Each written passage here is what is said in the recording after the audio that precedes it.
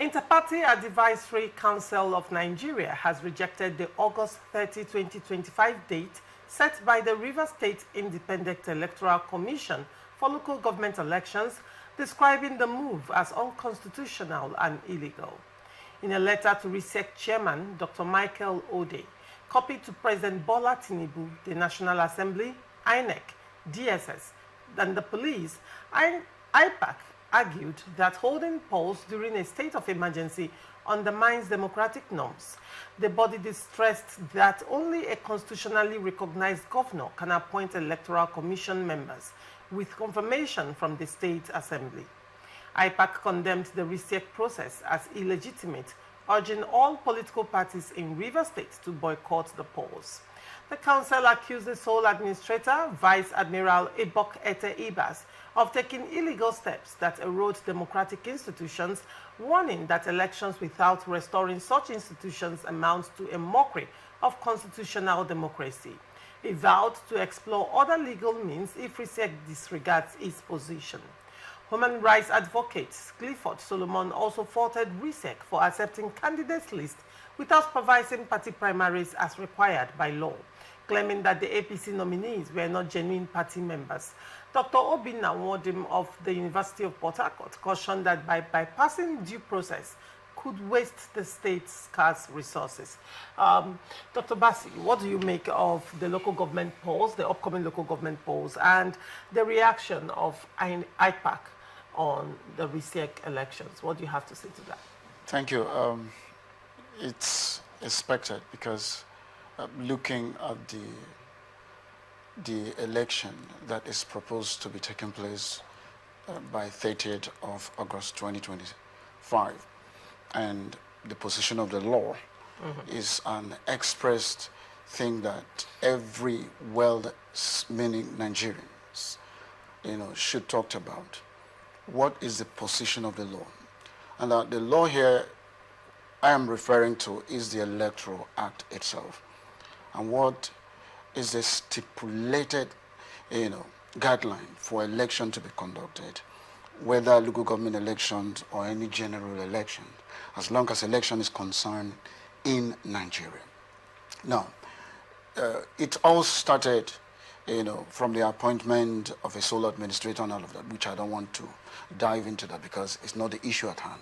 It's all about election. So for this body, the IPAC, to say that, look, they are not in support of the conduct of local government election in Nigeria, they are right, because when you look at the constitutions and what the constitution is strictly saying, it's the governor that, it's saddled with the responsibility of overseeing this election. Not that he is the one that should ensure the conduct of this election, but the law has saddled him with such responsibility. Then looking above that, it is also the constitution that saddles the governor the responsibility of nominating someone who will be appointed, and so also confirmed by the State Assembly as the RSIEC chairman and all the members of that body. But looking at what has happened so far, one can attest to the fact that there are some aspects of derailment, from the constitutionality, which the law, forbids. Let me use that word, forbids. Now, the election is to elect, the officials at the local setting, which is very important, is key to any democratic setting. And so if the law is not allowed to take precedent in this matter, so what exactly do we think will happen?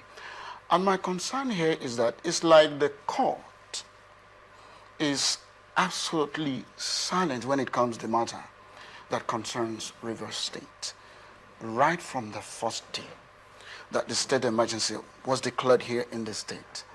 And from all the information we had from the social media, from electronic media, and so on, that the PDP Governors Forum has challenged this matter to the Supreme Court and asked them to give an express, interpretation of the position of the law.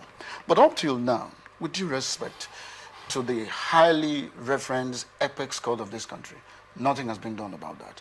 Now, if this local government election is allowed to continue, and tomorrow litigation is launched, what would be the position of the, elected council chairman when they might have been elected and then sworn into office? And again, it is not the duty of the sole administrator to swear any appointee of the government into power. Now, if they finish this election, who is going to swear them into office? Is it the sole administrator? That is not known to the Constitution? Because that name, sole administrator, is an alien to the Constitution of the Federal Republic. Now, if you say that, the question will be, is state of emergency unconstitutional? Let's look at the foundation. Okay, it is not unconstitutional. When you look at the premise from the section 305, of the Constitution, which empowers the president to do so, of which subsection 6,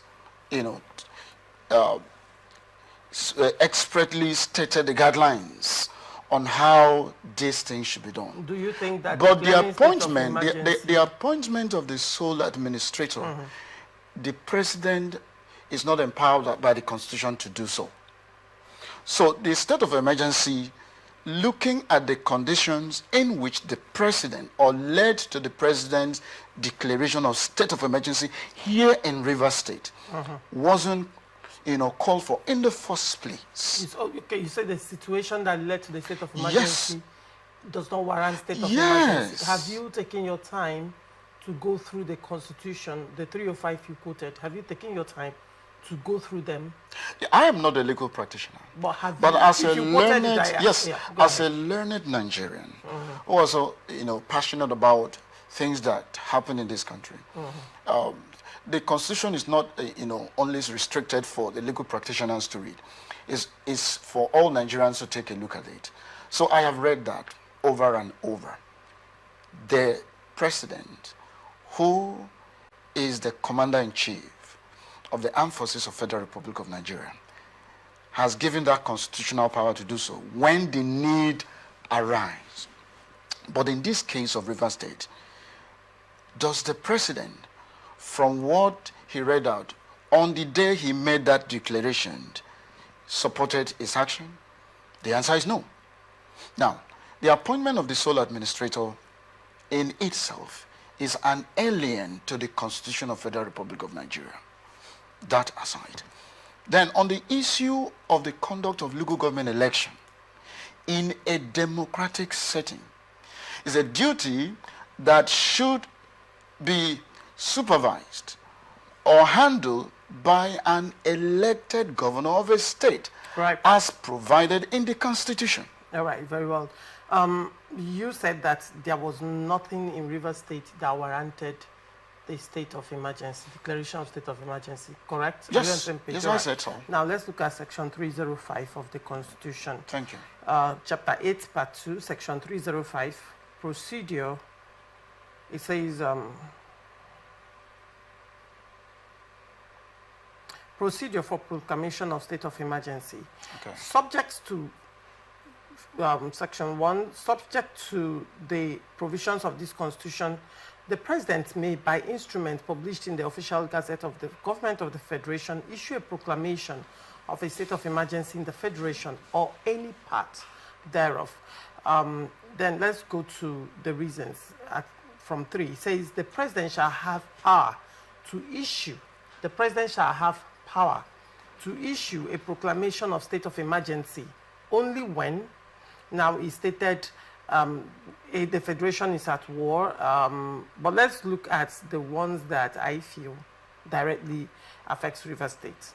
It says there is a clear and present danger of an actual breakdown of public order and public safety in the Federation or any part thereof, requiring extraordinary measures to avert, not even to stop what is already going, to avert what's about to happen, to avert such danger.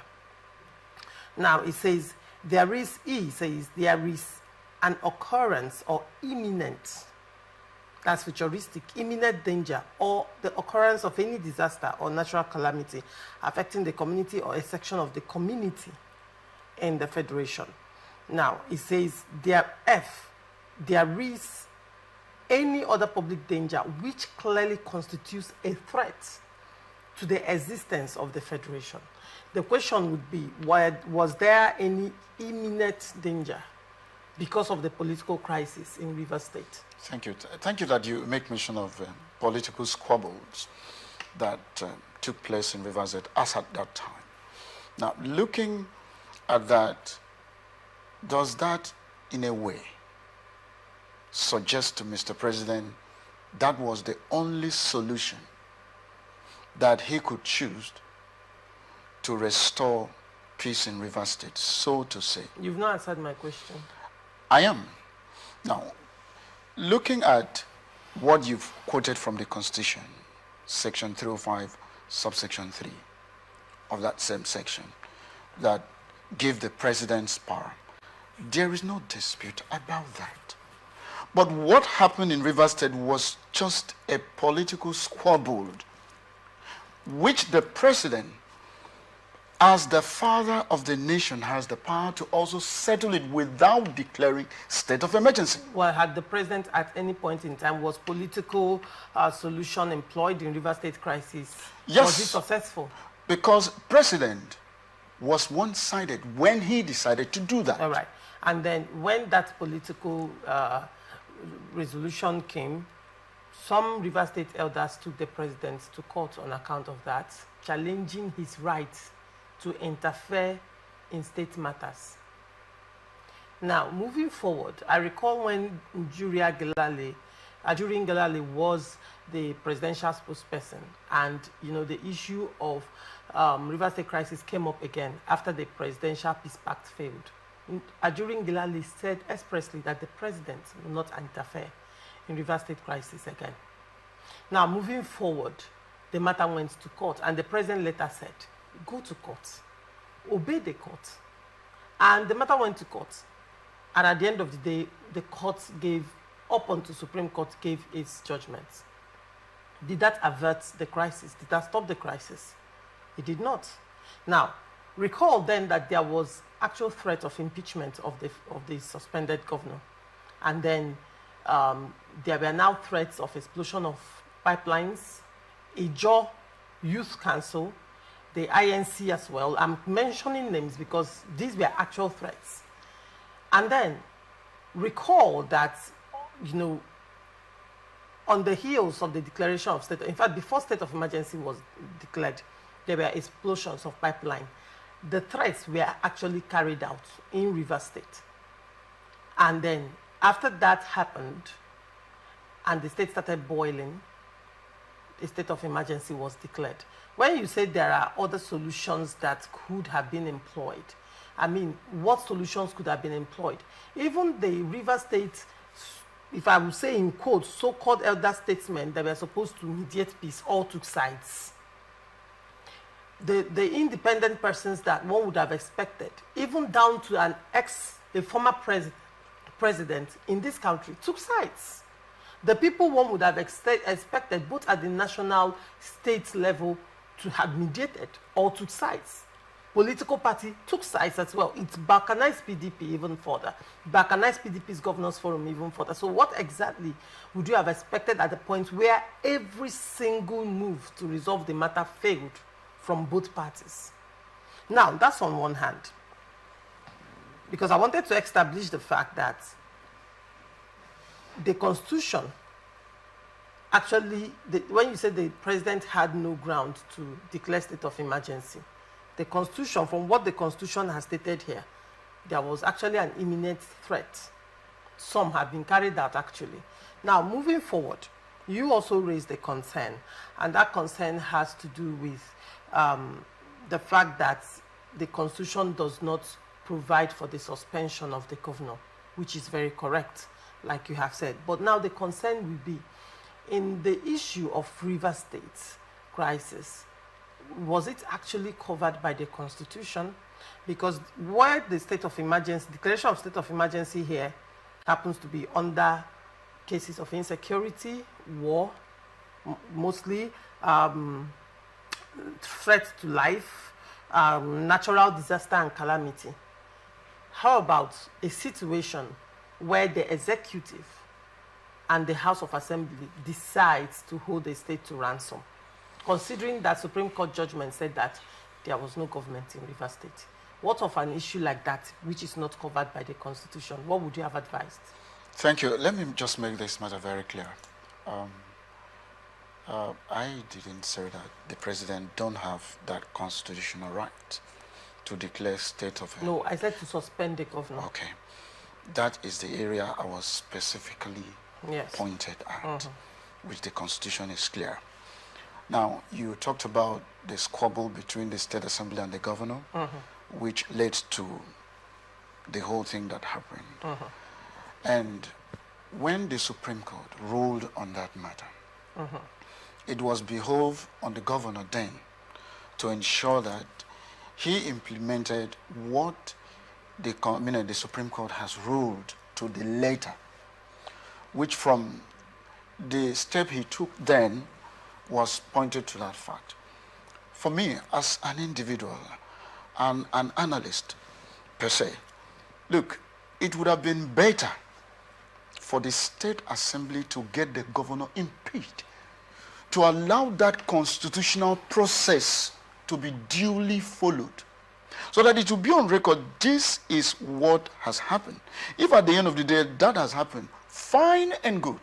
Don't you think lives would have been lost at the end of the day? There wouldn't have been any life lost, because the security agencies is given that constitutional right to make sure that Nigerians are protected at every point in time. Because we have cases... You want us to go back to River State crisis and lives that were lost in River State. Because you really want us to go back there? Because we had security agencies that you're putting on ground.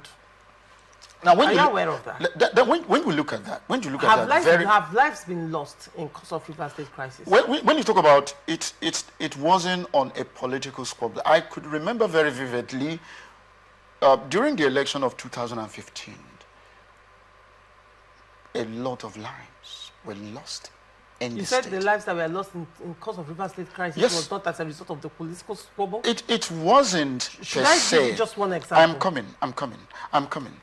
Because when we talked about this, compared to what happened in other states like Plateau and Benue State, should we say that River State was a theater of war? The answer is no. It was purely political. Which political solution would have been better to prefer as solutions to this matter? The political solution that worked or the one that failed? Whether it was failed or not, something failed doesn't mean that there are no other political solutions that could be applied as well to make sure that that is settled once and for all. But in a situation where this has pushed to this extent, has this helped the situation? Has it solved the situation? The answer is no. Now, we'll still get to the question you asked, whether it has solved the situation or not. But before we get there, you talked about, because I'm taking the issues you mentioned, very salient issues one by one. Now, you are questioning the legality or the constitutionality of the local government pause as a result of the state of emergency. Now, the Constitution also provides for the National Assembly to legislate for the states during state of emergency. If this person's, the RSIEC chairman, as it were, and probably his committees were passed through the screening by the National Assembly. Nominated by who? Hold on. Passed through the screening as National Assembly, would you say that legislative functions or legislative oversight functions were not carried out? Now, that's on one hand.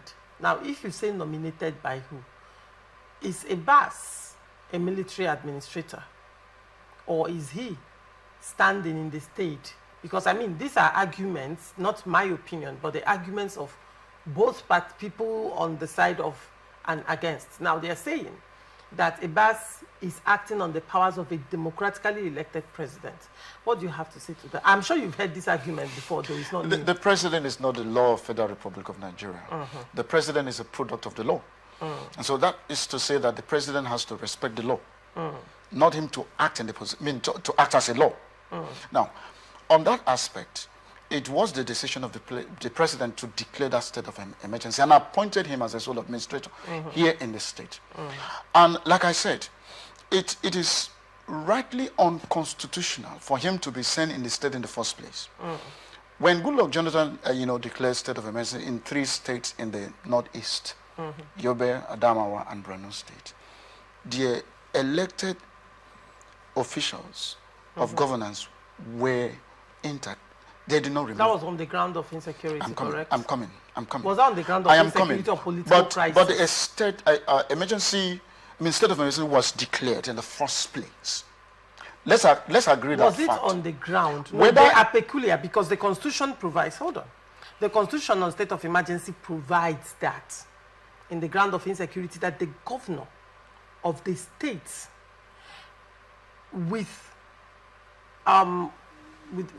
let me look for the right word, that the 2/3 majority of the State House of Assembly, in agreement with the governor, will write to the president seeking for declaration of state of emergency in a place of insecurity that you could find in Bauchi State, Borno State, and all of that.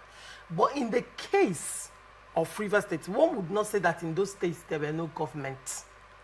In the case of Rivers State, Supreme Court, because I am trying to actually make it make sense, because Rivers State ran for 2 years without a government. Supreme Court said that. And where there is no government is anarchy. The legislature was not recognized. The governor was running the state without a legitimate House of Assembly. The governor was appointing commissioners, and we had commissioners that were considered by the Rivers State House of Assembly as impostors.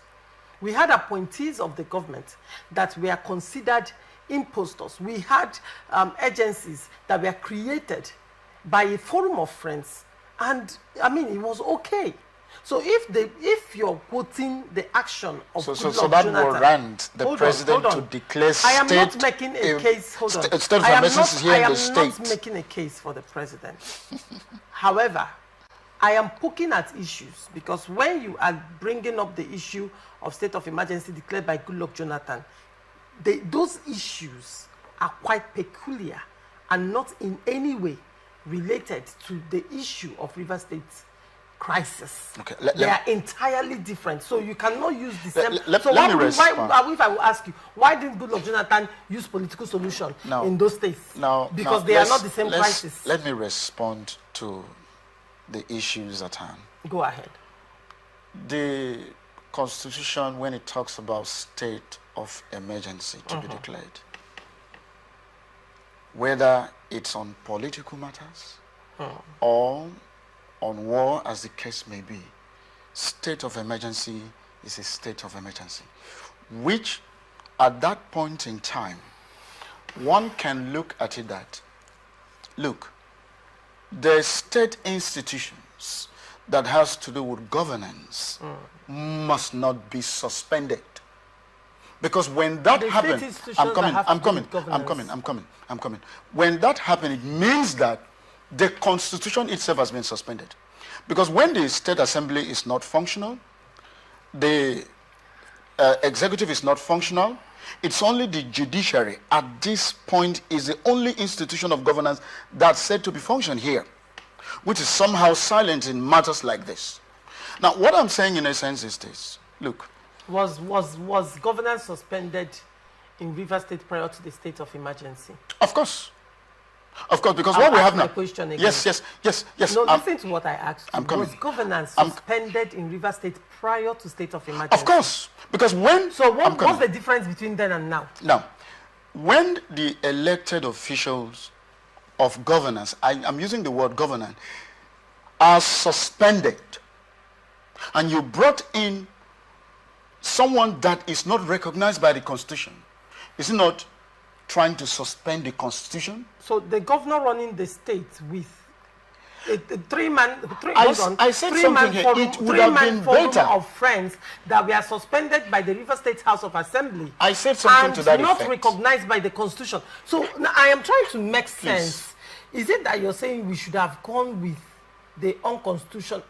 Okay, both of them, according to you, you're not even saying that what the governor did is unconstitutional. You've not even. Thank you very much that you said that. You've been silent. But you are hitting on the state of emergency that is unconstitutional.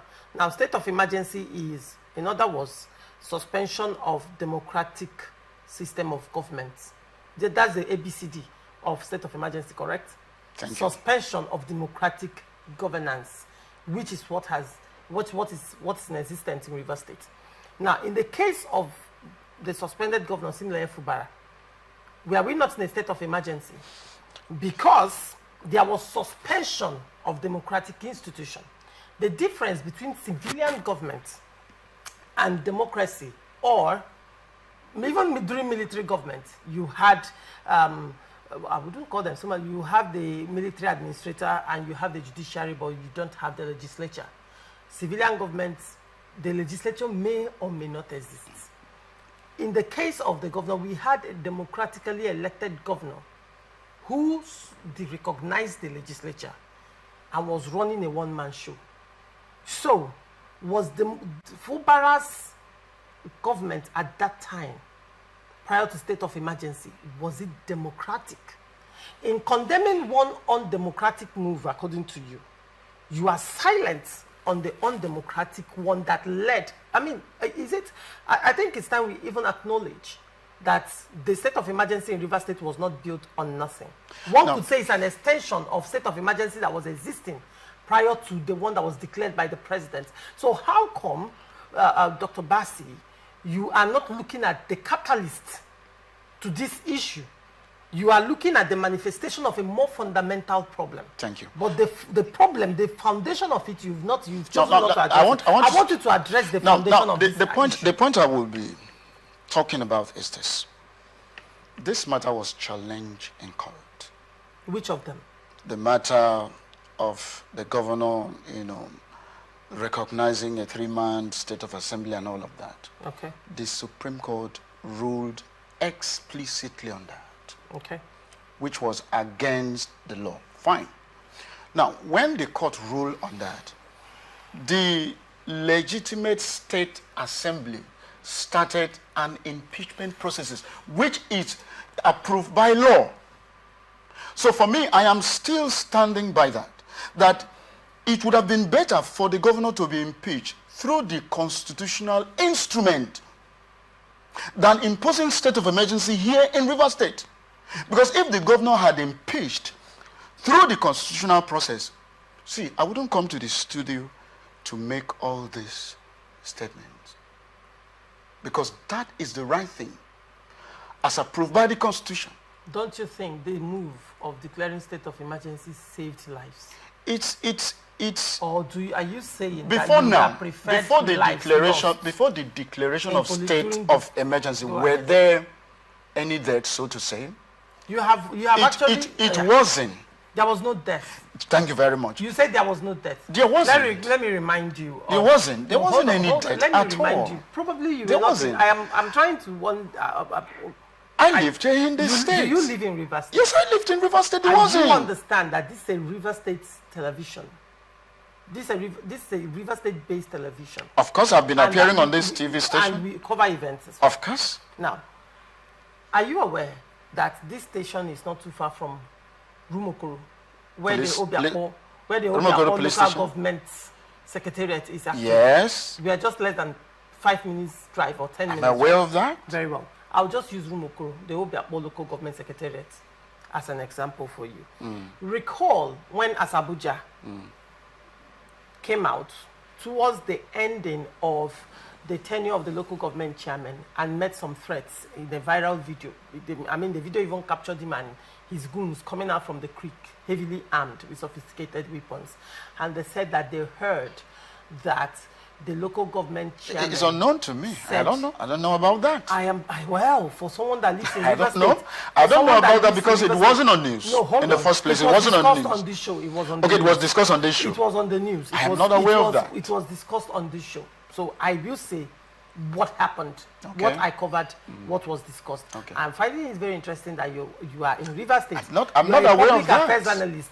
You are on several radios, and this event is something you're not aware of. I'm not Then aware of let that. me just give you, let me tell you the story then. So he made that threat and all of that. Who is the one that made the I threat? just mentioned the person's name. I'm not going to repeat myself again. So now, moving forward, on the third day that the tenure of the local government chairman ended, which that tenure was officially elongated by 6 months by the River State House of Assembly. But the governor was insisting that they will step down on that day. And the local government chairman, with their own voice, we are saying that they were not going to leave the secretariat. River State had a meltdown on that day. Obiakpo local government, there was a shootout. A police officer died in the process. Some civilians were shot dead as well in that process. A lot were wounded in that process. And I am yet, the police of course came out to make statements with that regard. Okay, you are yet And for the police. Hold on, please. The police are yet to come out to say, oh, these are the people that are arrested, these are the people that have been charged to court, and all of that. Even though the police came out to make statements, they made statements, they restored peace and order much later. However, lives were lost. And this is just one of them. In River State, we witnessed explosions upon explosions. Both Explosions? well, upon explosions? So I now want to understand. When I say explosions upon explosions, there was one at Presidential Hotel.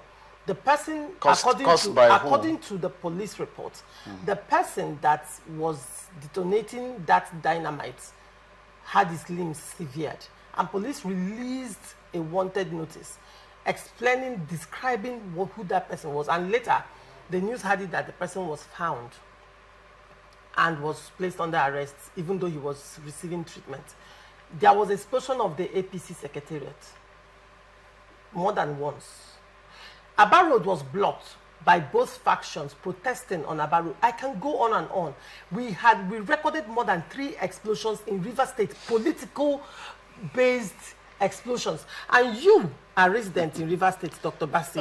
You are a political and public affairs analyst. You are not a voice that is not known. I am saying it on national television. You are not a voice that is not known in the affairs of River State politics. You are a strong voice. And somehow, you know, by strange luck, you are unaware of these events that happened that rocked River State and changed the trajectory of things in River State crisis. How is that even possible, Dr. Bassi? See, I will still continue to say that, look, what the president, took as one of the issues that made him to declare state of emergency here in the state is uncalled for in the first place. All right. Compared to what happened in other states. Like today, there are still killings in Benue and Plateau State. Why is state of emergency not declared in those 2 states? I don't want to go into that. Then looking at the local government election, the constitution, like I said before, is clear. It's clear on that issue, that a sole administrator will be in place and the local government election will be conducted.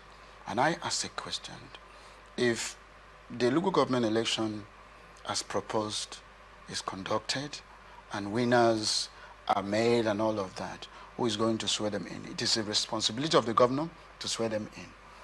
Now, whatever they do, I think the Rivers people are knowledgeable enough about the position of the Constitution.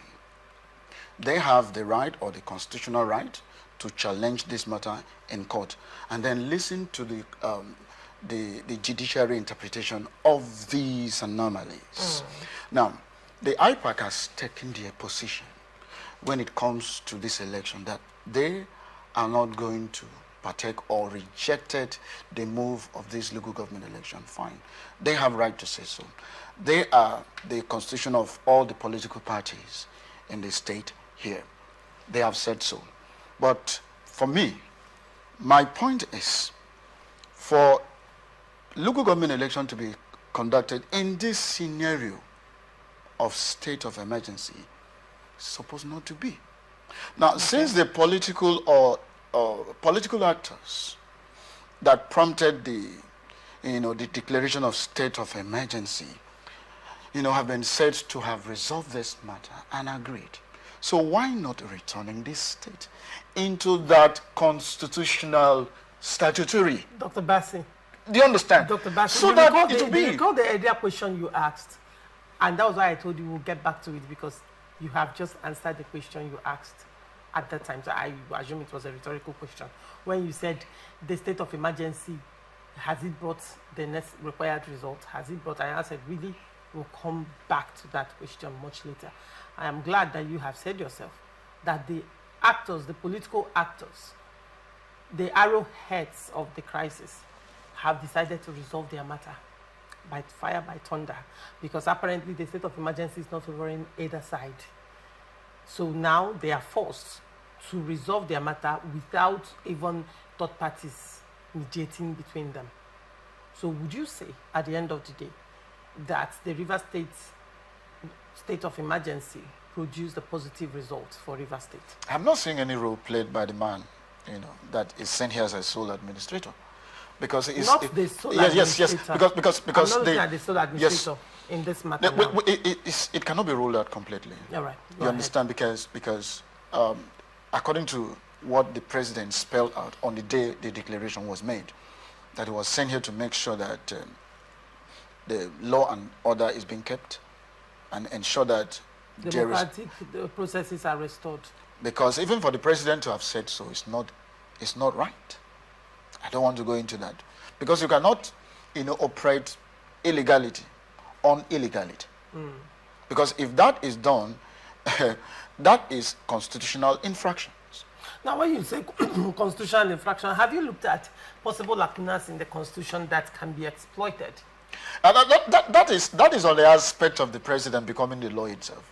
If the president has, allowed the rule of law to play out in this matter. When you say rule of law, how does rule of law apply in River State crisis? When I was speaking earlier, I said that the Constitution, Section 305, does not cover River State crisis, the peculiarity of River State crisis. Okay. The Constitution that is covering state of emergency does not cover political crisis of such nature, where the sitting governor has refused to obey the law, obey the Constitution, and obey court judgments. And there is a solution for that. It should be impeached. Where the sitting governor has refused to work with the House of Assembly. He should be impeached. Where there is anarchy in a state. He should be impeached. So now, there's no two ways about it. Going by the fact that the Constitution does not, this state of emergency does not clearly cover the peculiar nature of River State crisis, one would say that the president probably could not be entirely faulted if he decided to invoke the order of necessity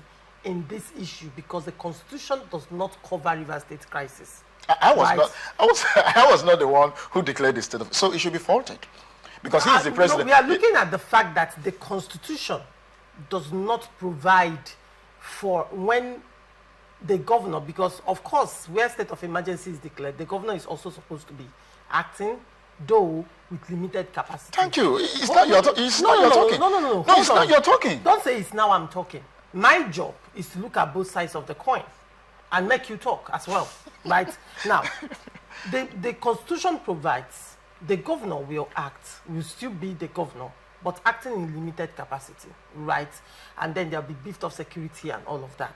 However, in this case, this is a case of the governor himself, who is supposed to be acting in limited capacity, being the arrowhead of the crisis. So now, declaring a state of emergency with the governor on seat, one would say, will this solve River State's problem? Considering that the political solutions failed, the judgment of the courts was not even considered to start with, and then the House of Assembly decided to start with the impeachment process, and that gave rise to a lot of political tension, explosions of pipelines, and possible and imminent breakdown of law and order. What would that's the question I'm asking. Was there a lacuna? If there is a lacuna in the Constitution that was exploited, well, one would say doctrine of necessity was invoked. Will you say at the end of the day, like I asked you again, that even though a very controversial move by the president, will you say that it didn't yield results, considering that the warring factions now have become one at the end of the day? You see, from what you've stated so far, still give rise to the fact that, look, there is illegality dabbled into the Nigerian Constitution, displayed by the President of Federal Republic of Nigeria. Into the Nigerian Constitution. Dabbled into the Nigerian Constitution. Yes, I must say so. Yes, because when there is illegality, the Constitution plays legal role on every matter. And so when there is that, illegality being dabbled into the Constitution, supervised and authorized by the President, for me, it's not right. All right. Like you talk about the issue here, it would have been better, because it wouldn't have been the first government that is being impeached out of office. Let the sanity of the Constitution be maintained in every space of democracy. That is my take on every democratic issues, because without which all other things or all other illegalities that shouldn't have gained way into the Constitution. But have you considered that the Constitution had lacuna that was exploited? Then, because it lacks that lacuna, would have, made the president to realize that it is better to, adhere to the dictate of the Constitution than to go against it. What's the dictate of the Constitution? Because the Constitution is silent on the aspect of removing an elected governor. So you shouldn't have done that. If the Constitution is silent on that, how do you accuse the president of breaking a constitution that does not exist? Because he created that in his mind and acted upon it. Is that which is thank you. You said the Constitution is silent, yes, on the suspension or otherwise, yes, of a sitting governor during state of emergency. Correct. Now, that Constitution, we have agreed it does not exist. Thank you. Now, when they say you break the law, what law did you break? That which is recognized by the Constitution, correct? Because it was not directed by the Constitution to do so. So it should have remained on that. Dr. Bassi, the president, one would say, by your submission, the president did not break any law. Because the Constitution... He broke the law. He broke the law by doing what he was not instructed by the Constitution to do. The Constitution is by silent suspending. on that. Yes, when something is silent, what do you do? There is no law. So there is because he stepped beyond his bound as a president. What was his bound? His bound is that if the Constitution did not say emphatically that you should suspend, because remember, he is elected. Also, as the president, was elected by the people. So what right does he have to suspend another elected official of the government? Now, he does not have that power. Now, this is the issue. Like you have rightly pointed out, the Constitution is silent on the suspension of a sitting governor during state of emergency. So, which means there is no law with regards to that in Nigerian Constitution. So now, if there is no law, one cannot say that the president broke a law. He did. Because there is no law for him to have broken. He did. Rather, what happened is that the president took advantage of a lacuna in the law. Oh my God! Isn't that what happened? No. See, he exploited. He did not take that advantage. He exploited the Constitution against Rivers. Was there a lacuna? That lacuna was taken advantage of. That's what I'm saying. That lacuna did not in any way inform his actions he took against Rivers people.